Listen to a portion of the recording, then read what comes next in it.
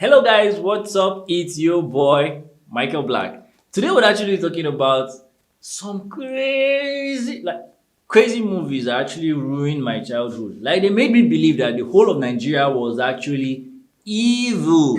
Like there was actually ghosts and monsters and things running around like in Nigeria, especially around where I grew up. The only thing we had as compensation then was like Tom and Jerry and Disney.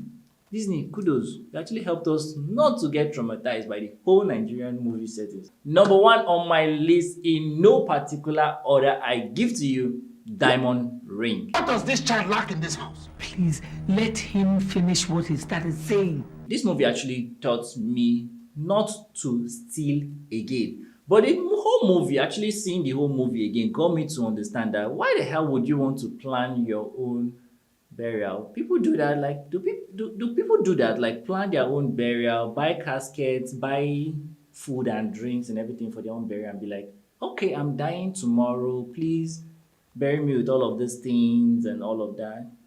Well, actually, it's a story of a woman who actually did a whole lot to bury herself to make sure that, okay, when I die, please bury me very well. And this gentle boy, this guy is going to actually rob her tomb. And unfortunately for the boy's name, Chidi, yeah, Chidi. Unfortunately for Chidi, he was like ghosted.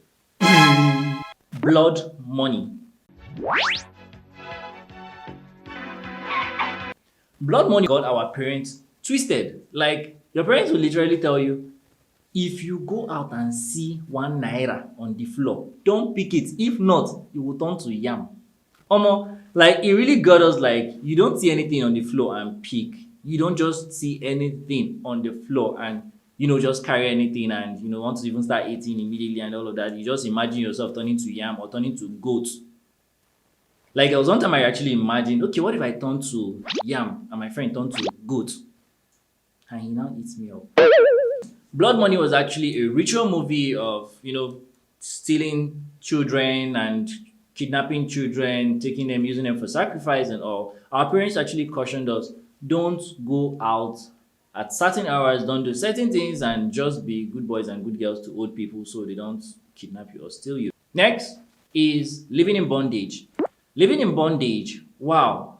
Our parents would be like, hey, no dey rush for this life, take life jeje. Means you calm down a lot, don't hurry in life, like there's no point of it. You rush and then you go on. Like this guy really wanted to make money and he ended up living in bondage. Issakaba, wow, that was like our Selena tested back then. And like Odeshi, and this is like I'm Selena tested, Selena confirmed, yeah, that was it. I know it was cool then because you had guys who would be like who were like the Justice League of the eastern part of Nigeria.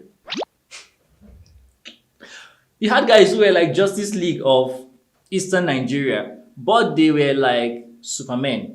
I don't really know if that was true, but I heard rumors down here that those guys were actually doing things there in the east, but not really knowing if it's true or not. Please, guys, drop a comment for me in the comment section below. Let me know if actually it was true or not. If you're just joining this channel, please subscribe. Next on my list, guys, is Karashika, King of Darkness. Lucifer, Lucifer, Prince of Darkness. Karashika, Karashika, Queen of Demons. Lucifer, Lucifer, Prince of Darkness. Karashika, Karashika, Queen of Demons. Lucifer, Lucifer.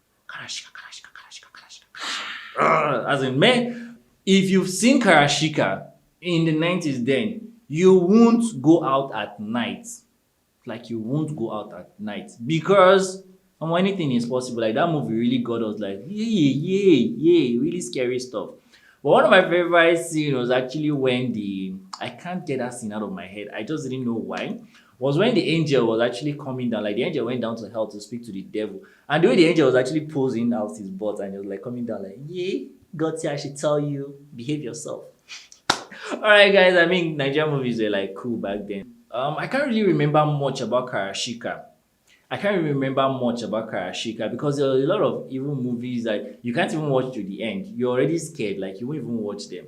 So guys, please, drop comments for me. In the comment section, below. Comment it. Say something about Karashika for me. Like, I wish I can remember more. Next, I have is Eku kuleku kuleku leku.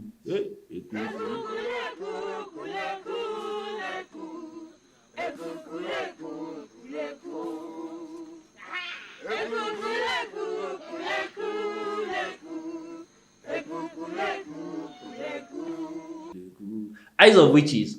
Eyes of Witches actually got me crazy. Like, I decided to pray anytime I was in a bus because of Eyes of Witches. Like, literally, each time I go into a bus, I make sure I pray.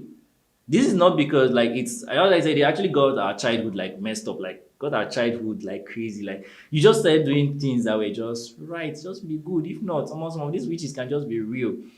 For the fear of any accident at any time, in Eyes of Witches, there was a scene where there was an accident scene, and those ones who were praying with the pastor, there was a pastor, there was a there was a flying cat.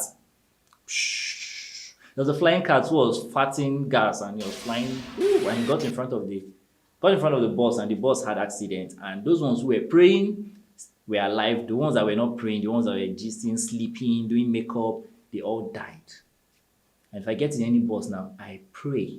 Next on my list I have is Wasted Years. Wasted Years was actually one movie that I saw, and it actually got me feeling like you can't get out of this life alive. So don't waste it. Don't really waste your life. Do good to people. Just because you're in a position of power does not mean you should actually oppress people. I mean, we have oppressors still today who are leading us. Because you are in a position of power, you shouldn't really oppress people. Wasted Years, I think, cast was Justice Esiri, who at the end of it all still died. After all his struggle, after all his trying to gather wealth, trying to be wicked and evil to people, guy, you will still die. No matter how this life they be, like almost dying and sure for everybody. So why waste your time trying to really be evil to other people when you can just do good and heal the world, make the world a better place? Now I'm not feeling like Michael Blac, I'm feeling like Michael Jackson. Make it a better place, for you and for me. Okay, and for the entire generation. Justice Esiri later finally got maggoted, like he was eaten by maggot literally at the end of the movie. I can't forget that scene. And I say, yes, there is no sleep for the wicked. You die. All of us die.